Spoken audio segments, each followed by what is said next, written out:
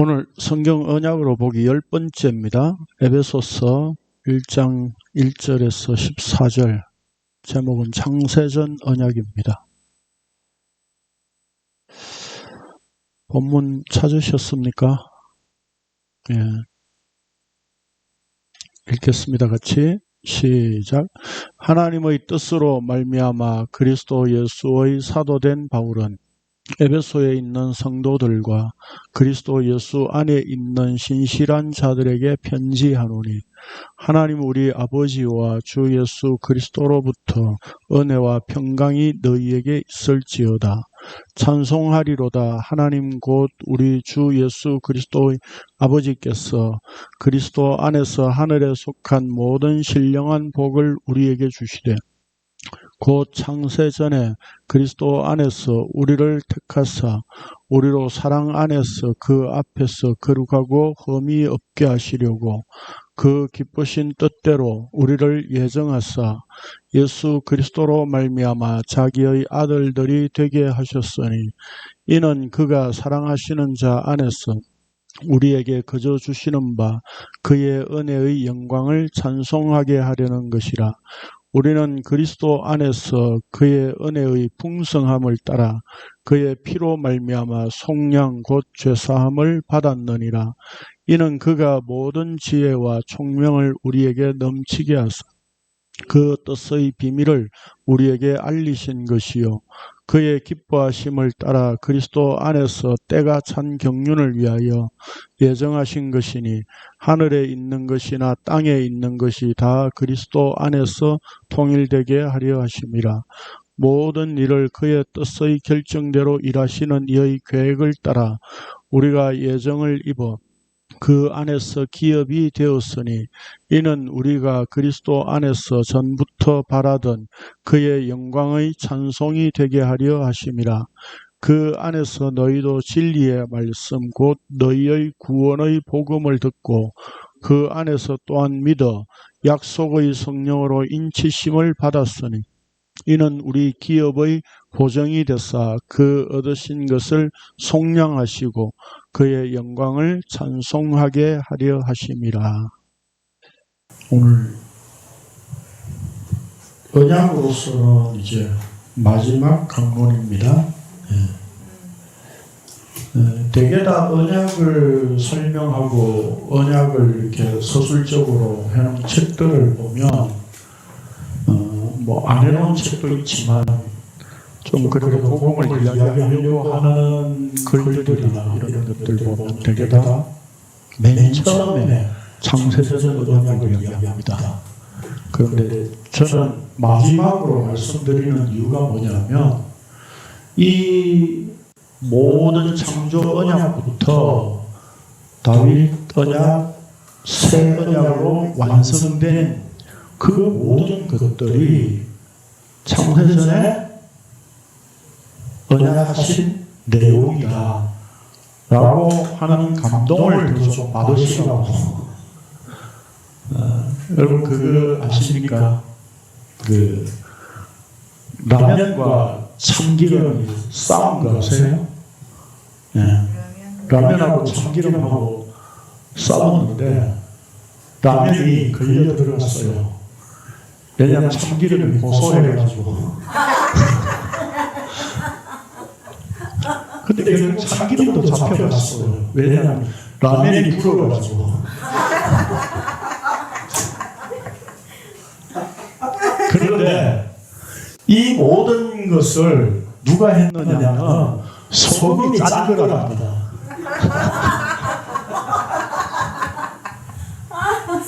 무슨 뜻이냐면 하나님이 짠 음식을 거라는 겁니다. 지금.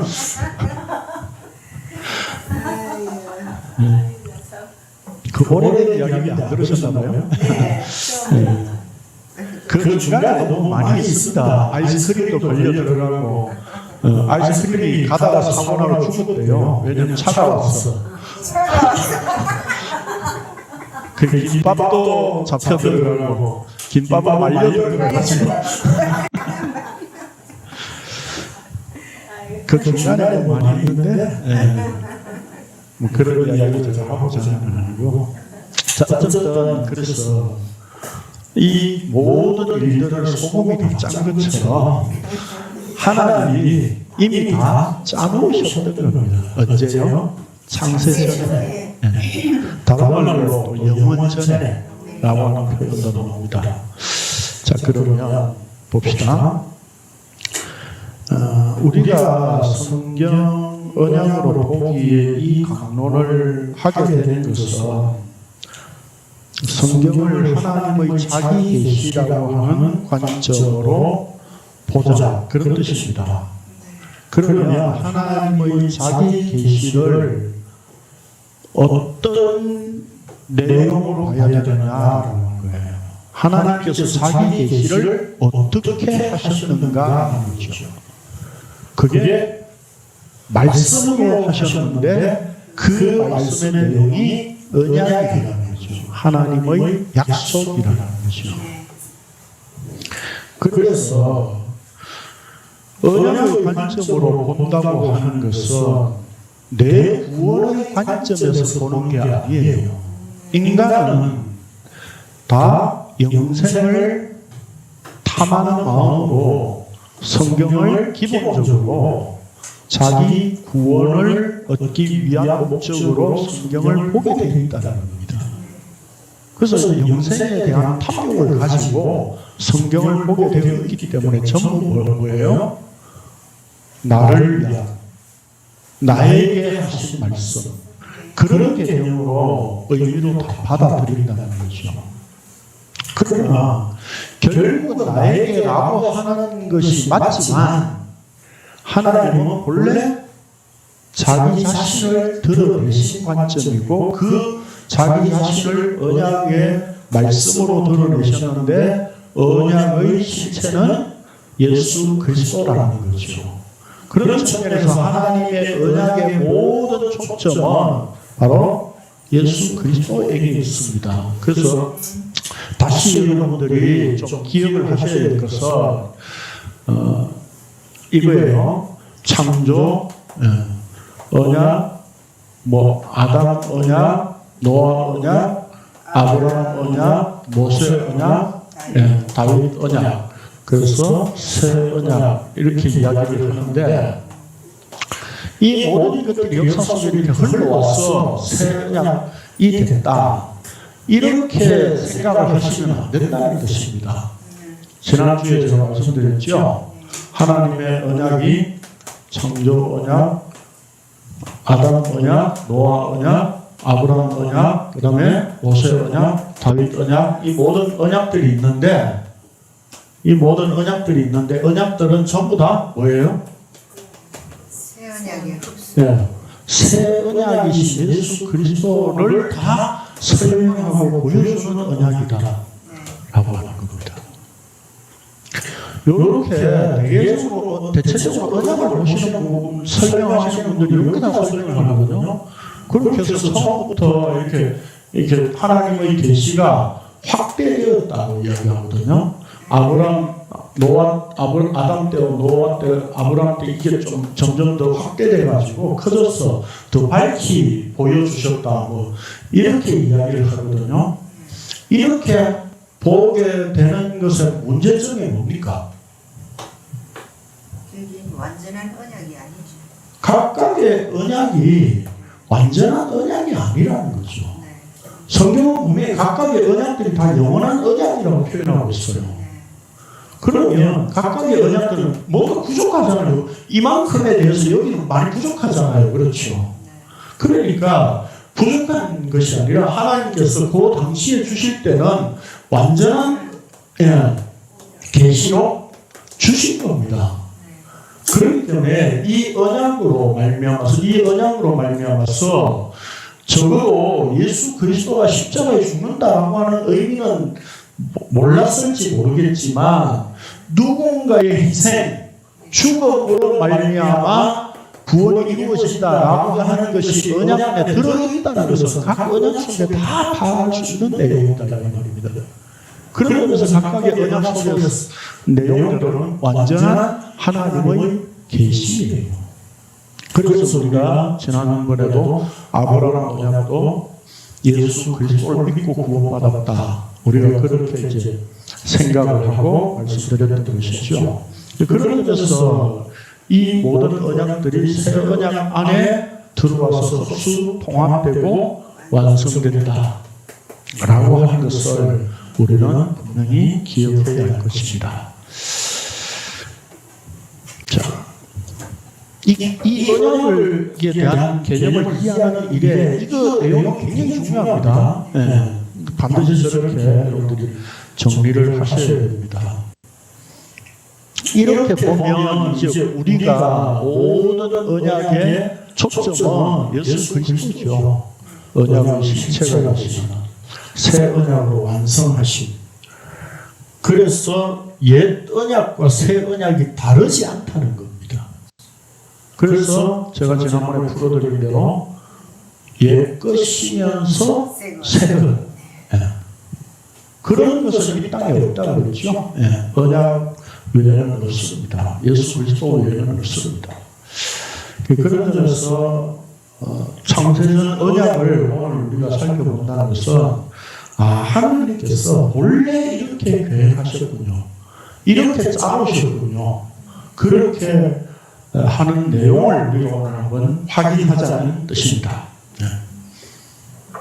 저 오늘 본문을 에베소서 본문을 4절을 보면 곧 창세전에 그리스도 안에서 우리를 택하사 우리로 사랑 안에서 그 앞에 거룩하고 흠이 없게 하시려고 그 기쁘신 뜻대로 우리를 예정하사 예수 그리스도로 말미암아 자기의 아들들이 되게 하셨으니 그렇습니다.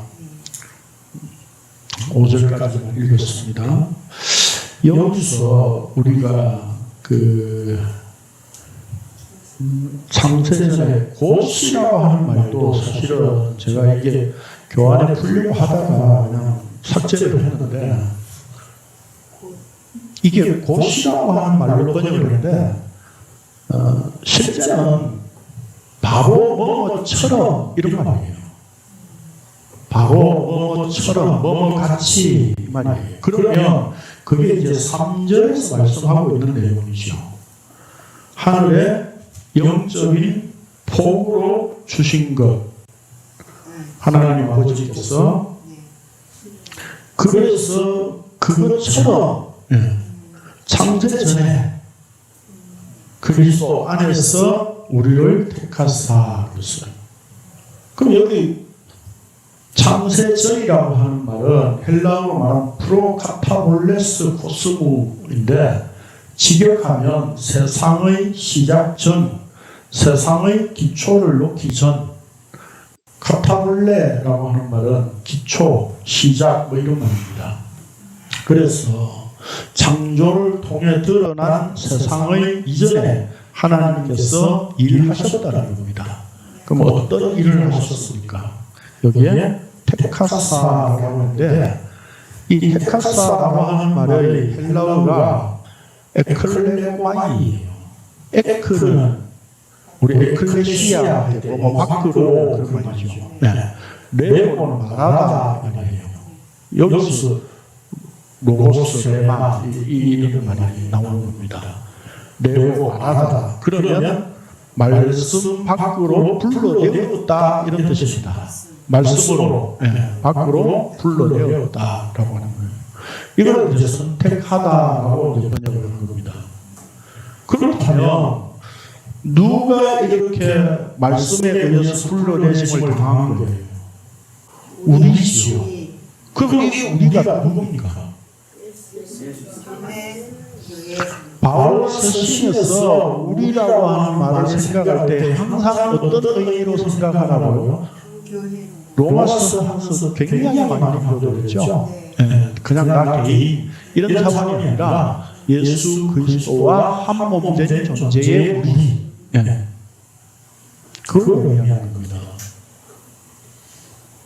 그래서 여기 이미 불러냈기 때문에 어떻게 됐어요? 사랑 안에서 그 앞에 거룩하고 흠이 없는 상태가 됐잖아요. 그렇죠. 이게 창세전에 이미 이루어진 거라고 말씀하고 있는 겁니다. 거룩하고 흠이 없다는 말은 뭡니까? 흠 없는 이 말은 어디에 나오는 말이죠? 제사 제물에서 나오는 말이죠. 흠 없는 어린 양, 제사 제물을 선택할 때에 거룩하고 흠이 없다는 의미는 무슨 뜻입니까? 예수님. 흠 없는 제물은 누구를 가리키는 거예요? 예수 그리스도를 가리키죠.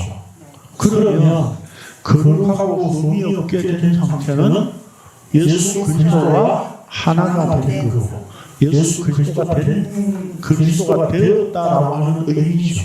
네. 자, 그래서 교환에는 어디 나온가 모르겠지만 먼저 설명드리면 에베소서 1장 1절이요. 이렇게 되어 있어요. 하나님의 뜻으로 말미암아 그리스도 예수의 사도된 바울은 이랬어요. 근데 우리가 이것을 하나님으로 볼 수 있느냐라고 하는 거죠. 여러분 제가 베들레헴 성경 깔아라고 말씀드렸었죠.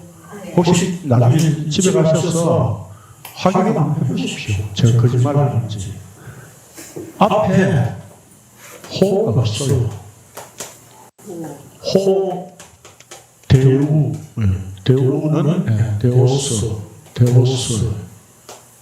보통 신약에서 하나님에 대해서 지칭할 때에 호, 데오스라고 씁니다. 전부 다. 그 하나님, 구약에서 말씀하신 그 하나님. 그럼 호가 없으면 어때요? 그냥 데오스는 신이라고. 여기 델레마 뜻이라고 하는 말이 헬라어로 델레마인데 기쁨, 즐거움 이런 말이에요. 그러면 이 말은 지금 바울이 하나님의 뜻에 의해서 되었다는 표현이 아니라 바울 자신이 뭐가 신이 된 기쁨, 즐거움에 의해서 예수 그리스도 안에서 사도를 일하게 되었다. 이런 표현을 하고 있는 거예요. 그것까지는 맞닿아 있는 표현이 뭐냐면 5절에서 자기의 아들들이 되게 하셨으니 라고 하는 표현이에요. 아들의 개념은 뭐예요? 유대인들에서 유대인들은 아버지와 동등대리죠. 하나 된 동등대리. 바울 자신이 지금 신된, 다시 말해서 그리스도가 된 것, 된 상태로 지금 사도로 일하게 되었다. 이게 어디서 온 것이냐? 그거 지금 설명하는 거예요. 그러니까 에베소서가요, 엄청나게 지금 장엄한 거예요. 처음 1장 1절부터. 그래서 여기 창세 전에 라고 한 것이 단순히 그냥 뭐 오래전에 하나님이 정해놨어 이런 개념이 아니라 하나님이 본래 창조를 통해서 계획하셨던 것, 그걸 우리가 이미 창세기에서 확인했었잖아요. 그렇죠? 그게 요한복음 1장 1절 가지고 설명하면서 거기에 그 하나님 했는데 예수 그리스도에 대해서는 호가 안 붙어있는, 정관사가 안 붙어있는 하나님이라고 했잖아요. 그래서 하나님이 그 하나님이 됐다고 그런 의미로 이미 말씀했었습니다. 그렇죠? 그러니까 바울이 여기에 지금 그 창조에서 본래 계획하셨고 예정하셨던 거기에 참여되어졌다. 그런 의미로 지금 요 에베소서를 지금 서술하고 있는 거예요. 짧은 책이지만 엄청나게 깊이가 있는 내용이에요. 그래서 여기에 예정하사라고 하는 말이 헬라어로 프로오리조인데 프로라고 하는 말은 뭐 전에라고 하는 말이고 호르코스의 합성어거든요. 결정하다. 그러면 이전에 결정되었다라고 하는 뜻입니다. 예정했다라고 하는. 그러니까 하나님께서 이전에 이미 여기 보니까 창세전에 했으니까 뭐예요? 세상의 기초를 놓기 전에, 세상이 시작 전에 하나님께서 이미 뭐예요? 어떤 계획과 목표, 방향을 세우셨고 약속으로 정해 놓으셨다는 의미입니다. 그 계획과 목표, 약속은 바로 뭡니까? 예수 그리스도를 통해서 창조해요. 그게 하나님이 계획하셨던 거예요. 그러니까 예정은 어디를 향해 있어요? 예수 그리스도를 향해 있다니까. 네. 우리가 이제까지 교회에서 예정하면 내가 예정되었다, 이런 개념으로 가지고 이해했죠. 그래서 알루미니안주의 뭐 이런 사람들하고 싸우면 예정이야, 예정이야, 이거 가지고 싸우고 뭐 그러는데 하나님께서 쌀데기가 없는 논쟁이에요. 나에 대한 예정은 성경에서 이야기를 안 하고 있다니까요. 예수 그리스도를 계획하고 그 약속을 해놓으신 것이 창세전에 예정되어 있어서 하나님의 계획이었다는 말이에요. 거기에 예수 그리스도 안에 자기 백성들을 아들로 만드시, 다시 말해서 그리스도로 만드시는 이 계획, 이걸 지금 바울이 이해하고 1장 1절에서 그렇게 쓰고 있는 거예요.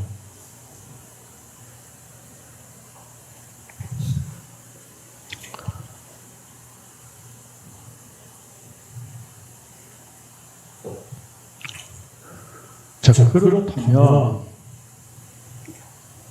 예수 그리스도로 말미암아 자기의 아들들이 되게 하셨다는 말의 의미를 봅시다. 아들이 되게 하셨으니 라고 하는 말이 헬라어 히오데시아거든요. 아들들.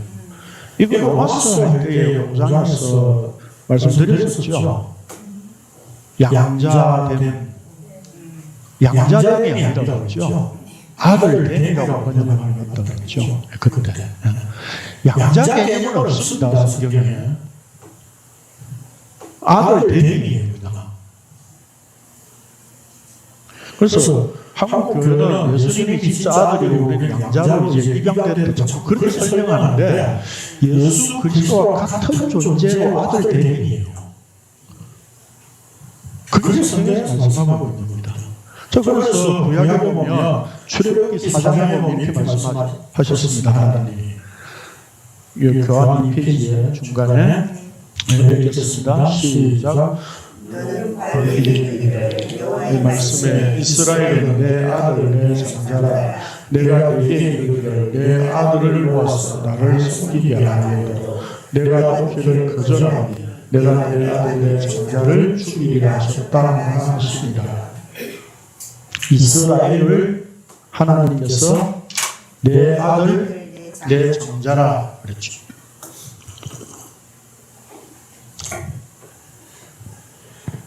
그런데 그 이스라엘이 아들됨의 역할을 제대로 했습니까? 실패했죠. 하나님께서 장자 아들이라고 하셨지만 하나님의 아들됨의 의미를 다 놓치고 있었죠. 하나님의 아들됨의 의미, 그 의미로 살아간다는 의미는 뭐예요? 다른 말로 하면 6월절 어린 양의 희생 정신으로 사는 것. 다시 말해서 하나님의 죽음 안에 사는 것. 오늘로 표현하면 자기를 부인하고 십자가에 죽는 것이죠. 그래서 여기에 아들, 장자라고 했을 때의 그 의미는 하나님이 그들이 실패할 줄 알았습니까? 몰랐습니까? 아셨죠? 네. 그러면 이스라엘을 통해서 내 아들, 내 장자라고 했을 때의 의미는 뭐예요? 이스라엘이라고 하는 진짜 아들이 올 거다. 보낼 거다. 그 의미로 하신 말씀이죠. 너희가 어떻게 실패할 거야. 그래서 내가 진짜 아들을 보낸다. 그분이 예수 그리스도 그분이 참 이스라엘이시고, 그래서 로마서 9장 이하에서 계속 말씀하고 있는 게 그거잖아요. 예수 그리스도 내 아들 보낼 거야. 그래서 그분이 누구라고요? 6월절 어린 양의 희생, 죽음을 이루시는 아들. 출애굽기를 통해서 보여주신 하나님의 언약의 내용은 그런 것이었습니다.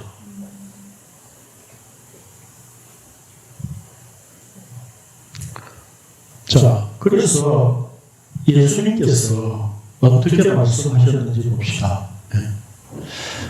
이 페이지 맨 밑에 요한복음 10장의 말씀입니다. 읽겠습니다. 시작. 예수께서 이르시되 너희 율법에 기록된 바 내가 너희를 신이라 하였노라 하지 아니하였느냐. 성경은 패하지 못하나니 하나님의 말씀을 받은 사람들을 신이라 하셨거든. 하물며 아버지께서 거룩하게 하사 세상에 보내신 자가 나는 하나님의 아들이라 하는 것으로 너희가 어찌 신성을 못하리라 하느냐. 그래서 유대인들은 예수님을 돌로 쳐 죽이려고 했다고요. 하나님을 아버지라고 했다고. 네가 하나님과 동등이냐? 동등한 존재냐? 이렇게 해서 죽이려고 한 거죠. 그런데 성경이 본래 말씀하고 있는 율법에 기록된 바라고 했는데 사실은 10편 82편 6절에 나오는 말씀이에요. 그래서 성경구절 바로 밑에 해놨죠. 내가 말하기를 너희는 신들이며 다 지존자의 아들들이다 하였으나 그랬잖아요.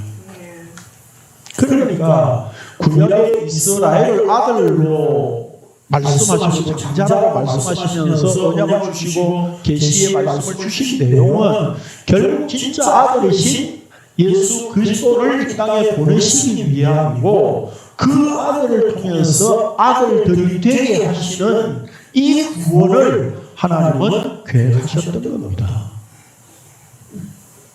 그래서 하나님의 자기 백성들을 아들들로 삼으시는 것이 예수 그리스도의 십자가 죽음으로 이루어진 일입니다.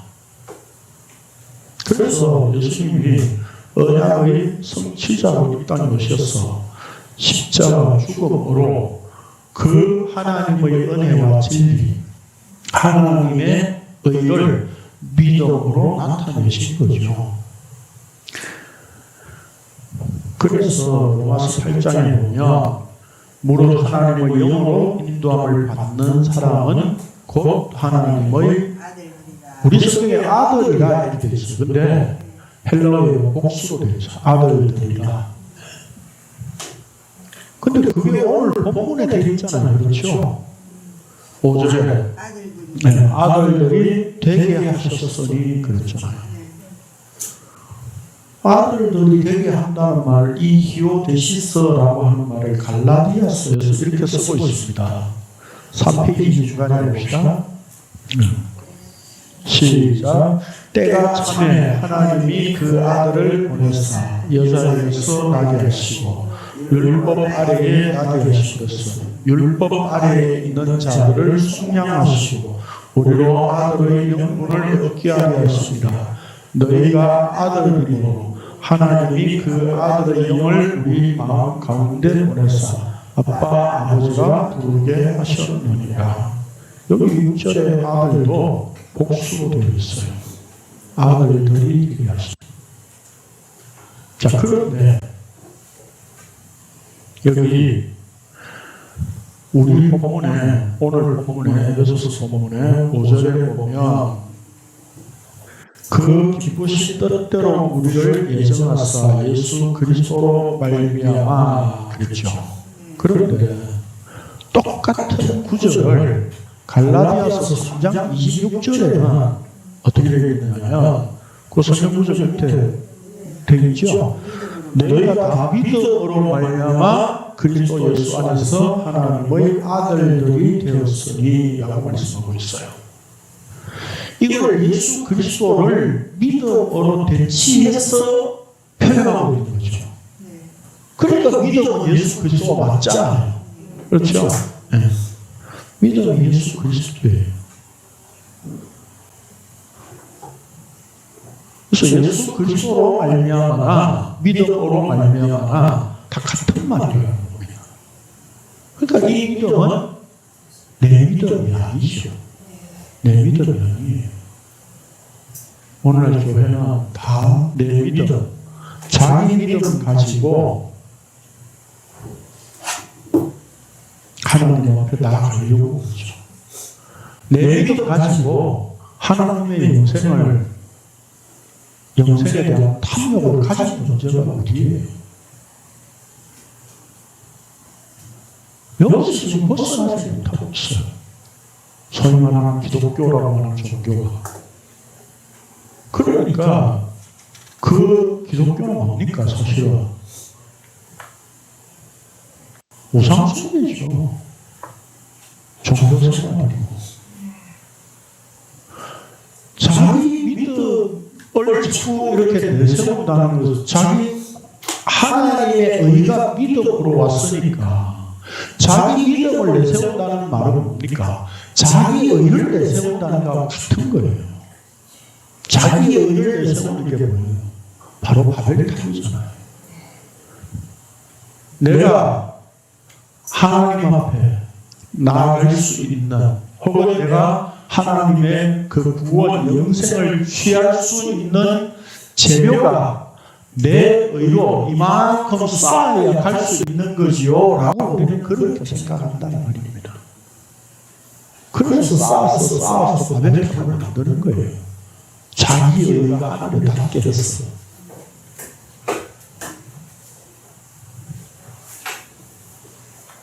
그러니까 바벨탑이라고 하는 것이 어떤 특정한 건물이 아니라 오늘 우리가 의를 쌓는 것, 자기 의를 주장하는 것, 그게 바벨탑을 쌓는 거예요. 바벨 성은 또 뭡니까? 성은 그렇게 해서 내 왕국 만드는 거잖아요. 내 나라.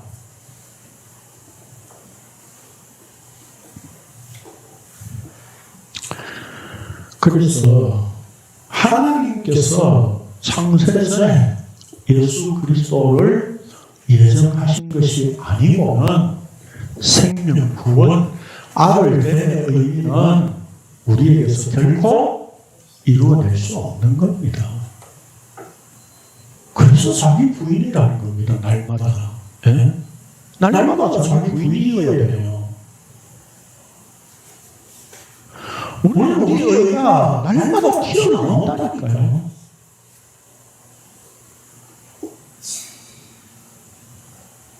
나마다 선한 일 한번 해보십시오. 구제 한번 해보십시오. 예?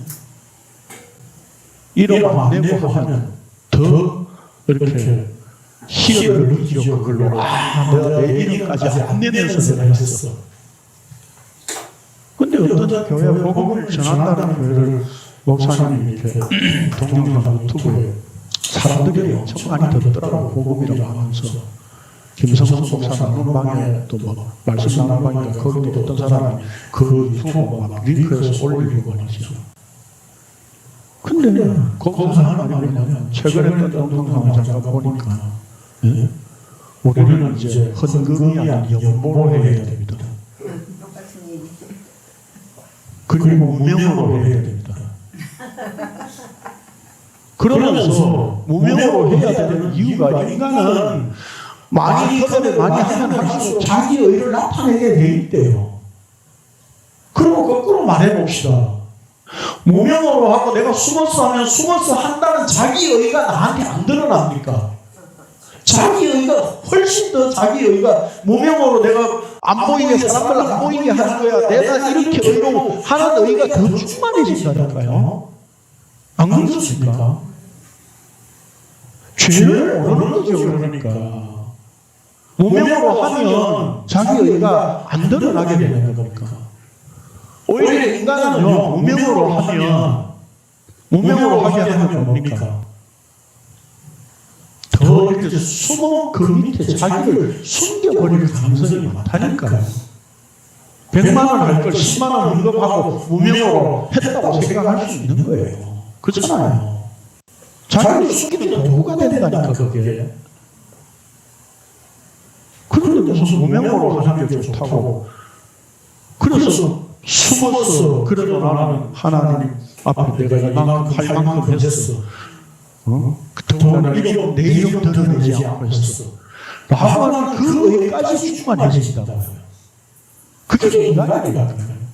그게 우리의 죄성이라니까요. 그 우리의 죄를 모르니까 무명으로 연보로 해야 된다. 연보라는 뜻이 뭔데요? 이미 다 말씀드렸잖아요. 교회 헌금할 때 교제 코이니아예요. 연보, 성경이 말하는 연보는 교제 코이니아를 연보로 표현한 거예요. 번역한 거예요. 서로 소통하는 거. 교제하는 성도의 교제. 성도의 교제를 뭘로 설명드렸죠? 어떻게 설명드렸죠? 기억나십니까? 저에게 찾아오신 성령, 여러분 각자 개인에게 찾아가신 성령이 계시잖아요. 그렇죠. 우리가 서로 진리의 말을 성령으로 말미암아 진리의 말을 하게 되면 또 상대방도 성령에 의해 진리의 말을 하게 되잖아요. 그 말의 소통, 그것이 성도의 교제라니까요. 성령 안에서. 성령 안에서 같은 진리의 말을 하는 것, 그것이 성도의 교제예요. 커피 마시면서 손주 사랑하고 세상 잡담시 끌려나게 하고, 이번에 뭐 50평 아파트를 샀는데 뭐 1년 만에 뭐 5억이나 올랐대. 이런 이야기를 가면서 말이죠. 성도의 교제라고요? 그런 걸 성도의 교제라고 말하지 않습니다.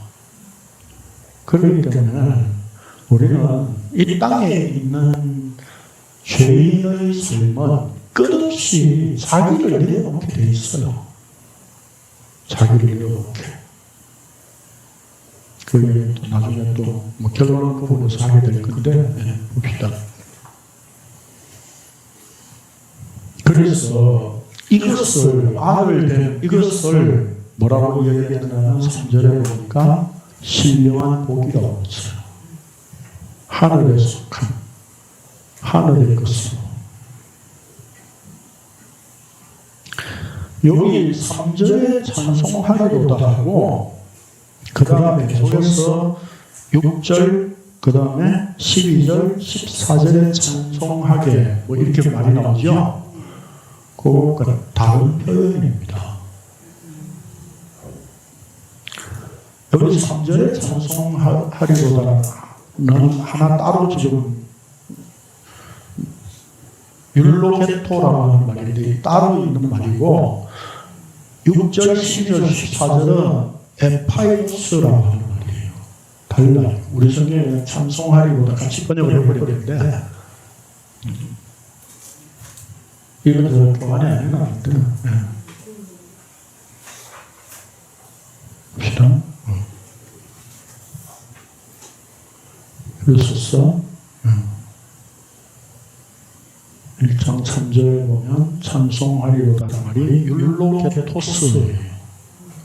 율로게토스라는 말은 그 유라고 하는 말이 무슨 뜻이죠?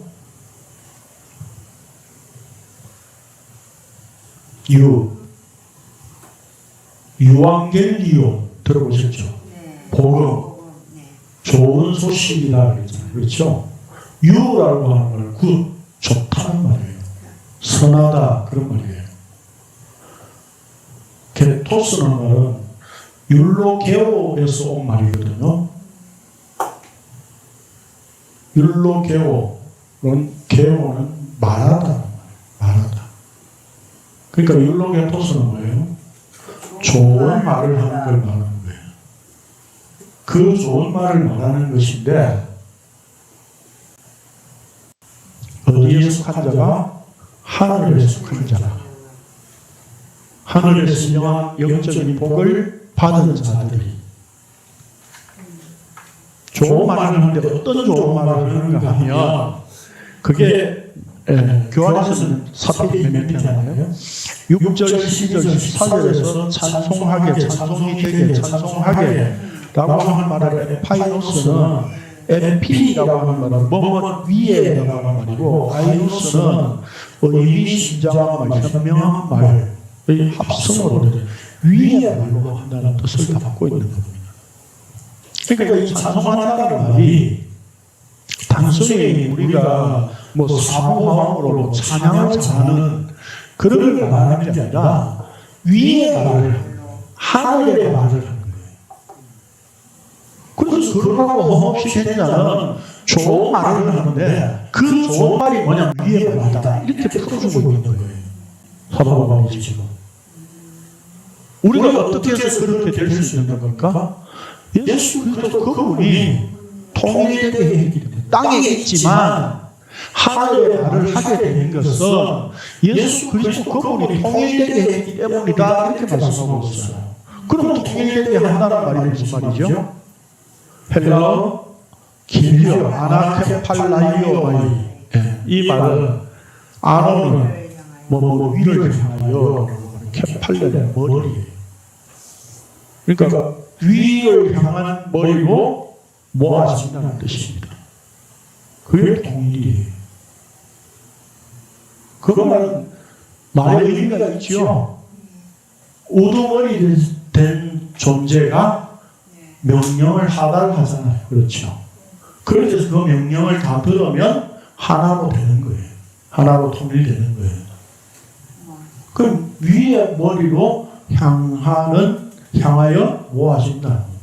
다시 말해서 예수 그리스도를 머리로 한 그의 몸으로 하나가 되는 것을 통일이라고 번역을 한 겁니다. 결국 예수 그리스도의 머리에 한 몸이 되었을 때 우리는 위의 말, 하늘의 그 진리의 말을 할 수 있는 상태가 되었다 이 말입니다.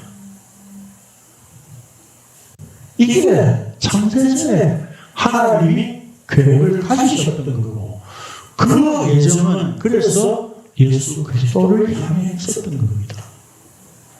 제가 교환 다 해놓고 나니까 본문 추가할 걸 말씀 구절을 인용할 걸 좀 빠뜨렸는데 요한복음 17장을 봅시다. 요한복음 17장 그러니까 그 디모데후서 1장 9절 그 위에 하나님께서 성령을 통해 예수 그리스도와 맺은 언약이다 거기에 바로 해서 요한복음 17장 4절에서 6절 24절 그렇게 기록해 놓으십시오. 네. 봅시다. 17장 4절에서 6절입니다. 같이 읽겠습니다. 시작.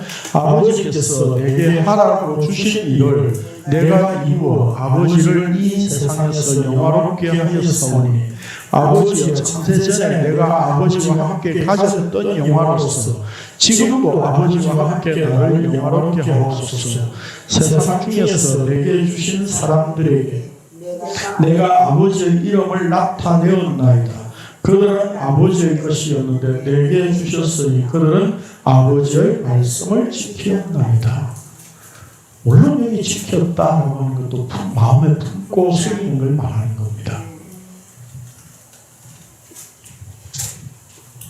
이게 창세전에 예정하셨던 그 일을 뭘로 이루셨다고요? 십자가로 이루셨다고요. 그래서 지금 십자가 지기 전에 이 지금 17장을 길게 예수님이 말씀하고 있는 거예요. 기도 형식을 빌어서. 그러니까 이런 것들을 그냥 단순히 기도가 보면 안 돼요. 그 다음 24절 봅시다.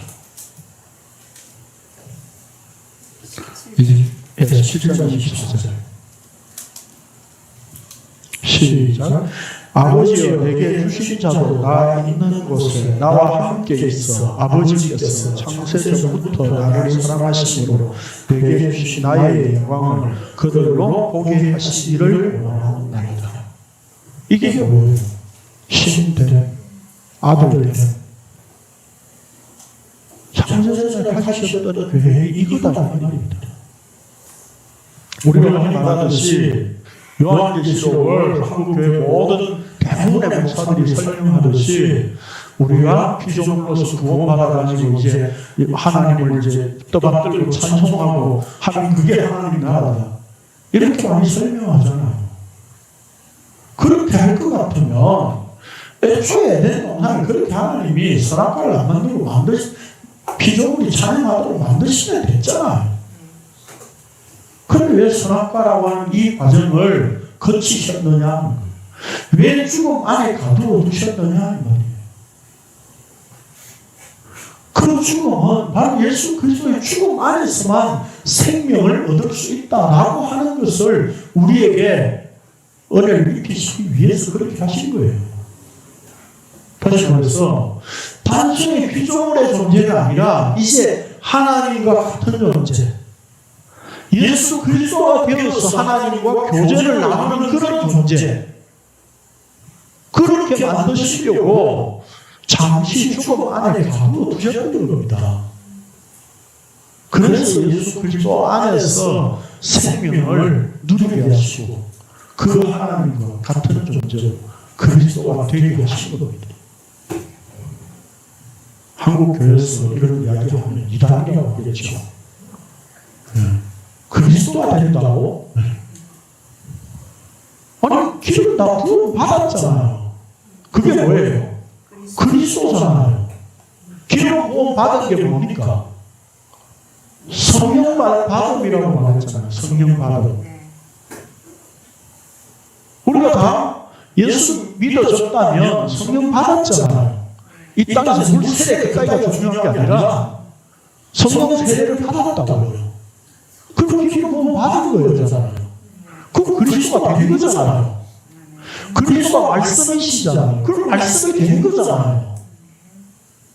그럼 이 논리는 왜 부정합니까? 끝에 와서.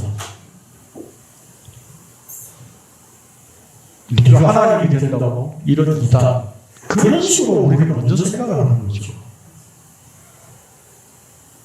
물론 지금 우리가 이 땅에서 이제 하나님처럼 살아라 그런 이야기가 아니라 궁극적으로 하나님이 계획하셨던 것이 예수 그리스도를 이 땅에 보내서 그리스도가 되게 하시는 아들들이 되게 하시는 하나님과 동등되게 만드시는 이 창세적 계획을 지금 예수 그리스도 안에서 이루셨다는 겁니다. 그래서 우리가 하나님과 이제 교제할 수 있는 상태. 모세가 40일을 시내산에서 떡도 먹지 않고 물도 먹지 아니했다라고 하는 그 상태가 하나님과 식탁을 마주하고 같이 생명을 나누는 상태가 됐다. 그게 언약에서 보여주고 있는 내용이에요. 그게 요한계시록에서 문을 두드리니 오니 문을 열면 내가 들어가서 그로 더불어 먹고 그는 나로 더불어 먹는다 라고 하는 말이 앞뒤가 치환되어 있잖아요. 치환되어 있는 이유가 뭡니까? 같이 동등한 존재로 식사를 나누는 상태. 그걸 얘기하는 거죠. 그래서 동등됨의 의미를 말하는 거예요. 그걸 보면서 요한복음 17장에서 예수님 말씀하신 것은 신된 그걸 내가 십자가에서 이룬다. 이게 창세전에 하나님 아버지와 나누었던 영화고 그게 창세전에 말씀 언약하셨던 내용이다 말이에요. 그래서 그것을 성령을 통해서 이루시려고 창세기 1장 2절에서 하나님의 영이 등장한 거죠. 그래서 이 모든 일들을 성령께서 이끌고 오신 거죠. 그래서 제가 예수님의 그 탄생과 십자가 죽음에 대한 이적을 말씀드릴 때에 예수님의 탄생은 성령으로 잉태되었고 그의 모든 생애가 성령에게 이끌리셔서 십자가 죽음으로 완성하신 것이라고 말씀드렸었죠. 성령께서 주도하셔서 이루신 거예요. 그런데 그분의 중심 핵심은 누구예요? 십자가 예수 그리스도예요. 그래서 내 것을 가지고 드러낸다. 내 영광을 나타낸다. 그게 뭡니까? 십자가라는 말입니다. 결국 하나님의 언약은 오늘 우리에게 그 하나님의 사랑하면서도 말씀드렸듯이 우리 마음에 뭐예요? 언약의 기둥을 세우신 거예요.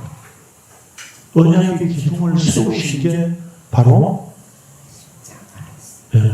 마음에 말씀을 품고 새기는 거예요. 복음은요, 내가 믿는 게 아니잖아요. 복음은 하나님을 찾아가는 게 아니라니까요.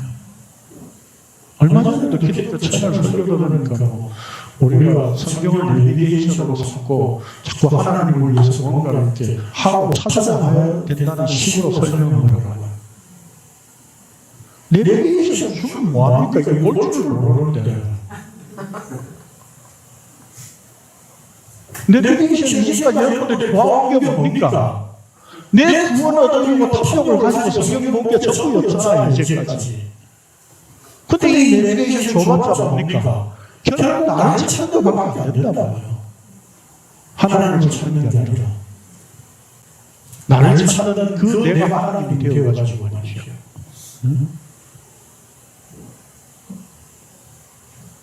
그래서 우리가 할 것은 아무것도 없어요. 그래서 전에도 말씀드렸듯이 우리가 예수 그리스도를 붙잡고 나아가는 것은 종교예요.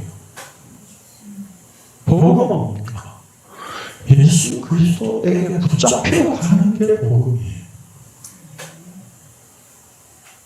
엄청난 차이입니다. 엄청난 차이예요. 이걸 은혜라고 하는 겁니다. 은혜. 은혜의 말뜻도 모르니까 우리가 하나님 앞에 자꾸 뭐 은혜를 갚으려고 하는 거죠. 네? 은혜 갚은 까마귀 이야기하면서 참, 네?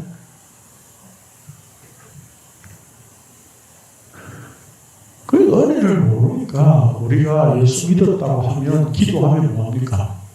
하나님 앞에 자꾸 보따리 내라고 기도하잖아요. 그렇죠? 세상에 그 자꾸 그거 내놓으라고 자꾸 우리는 기도하잖아요. 예? 이제까지 그래 왔잖아요, 우리도. 예? 그런데 뭡니까? 에파이노스, 바울의 말을 할 수 있는 상태가 된 거이지. 근데 기도는 땅에 그걸 구한다고요? 말이 안 맞는 말이에요. 이렇게 말하면 대부분의 사람들은 이제 기도할 게 없는데요. 그렇죠. 기도할 게 왜 없어요? 날마다 십자가에 죽여주시옵소서. 그 기도가 나올 수밖에 없잖아요. 그런 기도를 우리는 쉬지 않고 할 수 있는 그런 상태가 된 겁니다.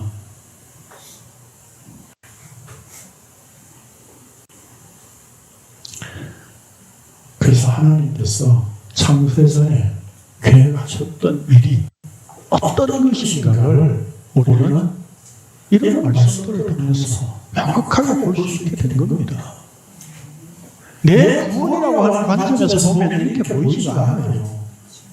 하나님께서 자기 언약을 나타내신 내용을 보니까 우리 정말 아무것도 할 것이 없군요. 은혜로 드러나는 것이군요. 그래서 부자 청년이 와가지고 말할 때 부자가 천국에 못 들어간다 라고 하니까 제자들이 뭐라고 했죠? 그럼 천국에 누가 들어갑니까? 우리의 관심사는 뭐예요? 누가 천국에 가느냐의 관심이라니까. 그런데 예수님이 말씀하시면서 뭐예요? 천국은 하나님이 넣어주시, 하나님이 하십니다. 하나님이 하시는 일에 초점을 두고 말씀하신 것이 천국이에요. 우리가 들어가고 싶은 나라로 생각하는 게 천국이잖아요. 우리가 들어가고 싶어 하는 나라로 생각하는 그 나라는 지옥이라니까요. 그게 뭡니까? 감옥 옥죄 땅 진짜 이 땅에 갇혀있기 때문에 지옥에 갇혀있기 때문에 여기서 빼주셔야 돼요. 아들 사주셔야 돼요. 신dem으로 만들어 주셔야 돼요. 그리스도로 만들어 주셔야 돼요. 말씀이 되게 해주셔야 되는 겁니다. 그러니까 교회는 다니는 게 아니잖아요. 경상도 말로 댕기는 게 아니잖아요. 네? 되는 것이 교회가 되는 거죠. 조선교회 맨날 나온다고 다닌다고 되는 거 아닙니다. 교회가 되게 해주셔야 돼요. 이 은혜를 입은 자는 이제 뭡니까? 하늘의 말을, 위의 말을 하게 되어 있다니까.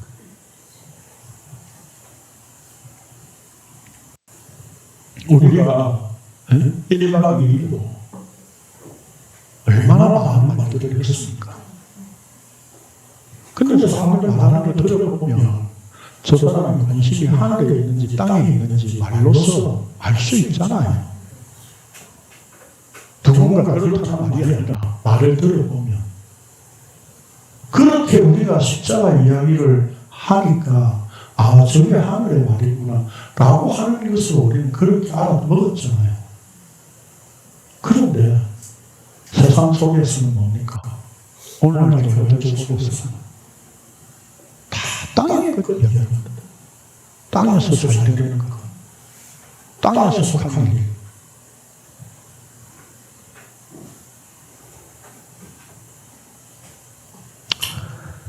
그래서 하나님께서 영원전부터 교회가 하신 이 사실만 제대로 우리가 안다고 하더라도 하나님이 영원전부터 창세전에 그렇게 계획하시고 일하셨던 그 내용이 오늘 내가 땅에서 잘 되는 것이겠냐고요.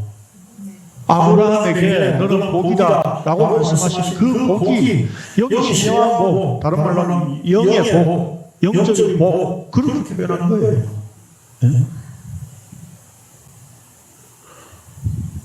그 언약의 완성.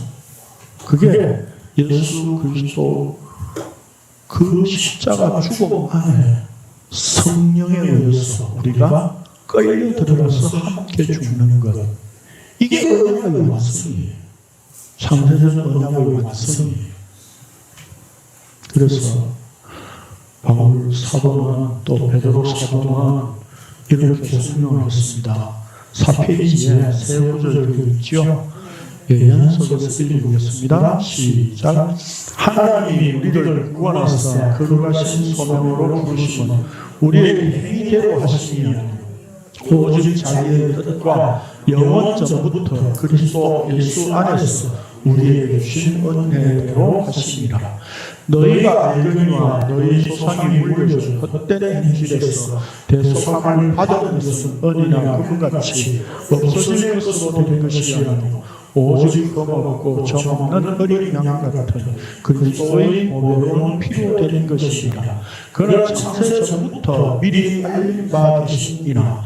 이 말세에 너희를 열려 나타내신 바 되었으니 너희는 그를 죽은 자 가운데서 살리시고 영광을 주신 하나님을 그리스도로 말미암아 믿는 자가 너희 믿음과 소망이 하나님께 있게 하셨느니라. 영생의 소망을 위함이라. 이 영생은 거짓이 없으신 하나님이 영원 전부터 약속하신 것인데 여기 거짓이 없으신 이 말은 무슨 뜻입니까? 비진리가 아닌 진리가 아닌 것, 비진리가 있으신 그런 분이 아니다는 말이에요. 여기 영원전이라고 하는 말은 프로크로노스 이렇게 되어 있어요. 시간 이전에 말이에요. 크로노스는 역사적인 시간이죠. 그렇죠. 그 시간 이전에 이미 약속되어 있는 것이죠. 그러니까 오늘 우리가 내가 구원 받았다는 뭘로 확인하는 겁니까 이제? 예전 배웠다가 아니라 내가 날마다 자기를 부인하고 십자가에 죽는 십자가의 길을 가고 싶냐 아니냐 그 문제예요. 그 길을 가고 싶으십니까? 네. 그럼 이 예정 안에 있는 거예요. 한국교회에서 말하는 것처럼 어떤 사람은 수천 년 후에 태어날지라도 하나님이 다 예정해놨어. 예? 뭔 짓을 해도 구원받는다. 이런 거는 성경에 없어요. 예? 아니 그러면 교회 나올 필요 없잖아요. 예정에 있는데. 예정에 있어서 마음껏 놀다가 그냥 어디 있더라도 다 구원받을 거 아니에요. 그런 예정이라면 교회 굳이 나와서 왜 성경 공부하고 이 짓을 왜 합니까? 예? 그런 예정은 없다니까요. 그래서 하나님께서 예수 그리스도 안에서 이루실 구원, 아들 됨, 신됨, 이걸 창세전에 계획하셨던 겁니다. 이 약속들을 지금 이렇게 시대마다 쭉 말씀하신 거예요. 전부 이 약속들이 정차적으로 예수 그리스도를 이야기한다 이 개념이 아니라 다 각각의 언약들이 세워야지 예수 그리스도를 설명하고 이야기한다 라고 하는 겁니다. 그래서 창세전 언약이 얼마나 중요한 것인가 하는 것을 우리는 생각해 볼 수 있는 겁니다. 하나님의 계획이 이것이었군요. 이게 하나님이 다 짜놓으신 소금이군요. 네? 하나님이 다 짜놓으신 거거든요. 그 계획 속에 오늘 우리가 참여되었다는 이 은혜가 얼마나 큰 것입니까? 네? 나는 순간적으로 죄지으면서 오만 짓거리 다 하고 하나님을 거부하기도 하나님과 흥정하고 그래도 우리는 기도하면서 수십 번 해왔었잖아요. 하나님 이번에 병 고쳐주시면 주를 위해서 쓰겠습니다. 이건 흥정이고 그래잖아요. 그렇게 살아왔었는데 그게 은혜에 실패한 존재였잖아요. 이스라엘과 같이. 근데 하나님은 자기 언약을 자기 축복으로 책임지시겠다고 시간 이전에 창세 전에 이미 하나님이 계획하셨던 바입니다. 그렇다면 세상의 창조로 세상에 드러난 이 세상의 모든 것들은 이제 뭘 위해서 존재했던 겁니까? 언약의 성취자로서 예수 그리스도를 위해서 존재했던 겁니다. 그럼 예수 그리스도 그분이 십자가에 오셔서 이제 완성하셨다면 이제 이 세상의 모든 것들은 이제 의미가 없는 것이 되어버렸습니다. 그래서 이제 우리는 아들들이 되었어.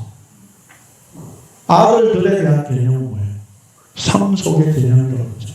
그 아들들이 되어서 이제 하늘의 말, 진리의 말을 하게 된 겁니다. 그걸 성령께서 우리 마음에 새기신 거예요. 하늘의 말을. 그걸 우리는 하나님을 사랑한다 라고 말할 수 있는 거. 내가 예수 그리스도를 믿는다 라고 말할 수 있게 된 겁니다. 마지막으로 그렇다면 우리가 이 한 구절을 봅시다. 제가 괄호로 그냥 인용만 해놨는데 로마서 8장 17절을 봅시다. 로마서 8장 17절.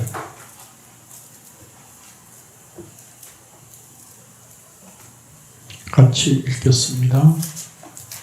로마서 8장 17절. 시작. 자녀이면 또한 상속자 곧 하나님의 상속자요 그리스도와 함께한 상속자니 우리가 그와 함께 영광을 받기 위하여 고난도 함께 받아야 할 것입니다. 이 땅에 하나님의 아들들을 살아간다는 것은 이 땅에 하늘의 말을 한 자가 없기 때문에 하늘의 말을 한다는 것 때문에 세상에는 어때요? 고난이 있을 수밖에 없는 겁니다. 다른 말로 환난이 있을 수밖에 없는 겁니다. 그래서 그 환난을 통해서 예수 그리스도만 짜내는 이 일이 바로 성령님이 오늘 우리를 다루시는 방법입니다. 오늘 우리 안에 예수 그리스도만 남기기 위해서요. 그래서 세상에서 고난이 있을 수밖에 없는 겁니다. 기도하겠습니다. 그것이 하나님 아버지 감사합니다.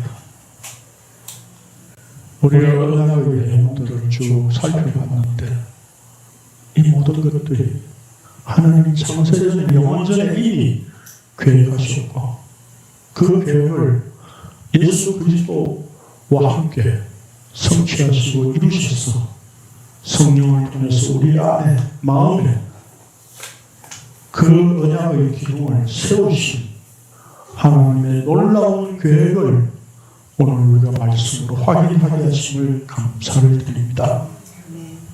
구원의 모든 주도권이 우리 쪽에 내 쪽에 있지 않으니 참으로 감사합니다. 조소로 변하는 우리의 감정 안에 구원의 주도권을 우리한테 맡겨주시지 않으시니 참으로 감사합니다. 변하지 않는 창세전의 그 계획으로 예수 그리스도를 예정하신 그 예정으로 아들 되게 만드시고 그리스도 되게 만드시고 말씀이 되게 만드신 이 은혜를 오늘 우리가 십자가의 길 감으로 확인하여 주셨사오니 하늘에 바라는 것 때문에 세상에서 고난당하는 것을 두려워하지 않으며 살아갈 수 있는 저희들 되게 하여 주옵소서. 예수님의 이름으로 기도합니다. 아멘.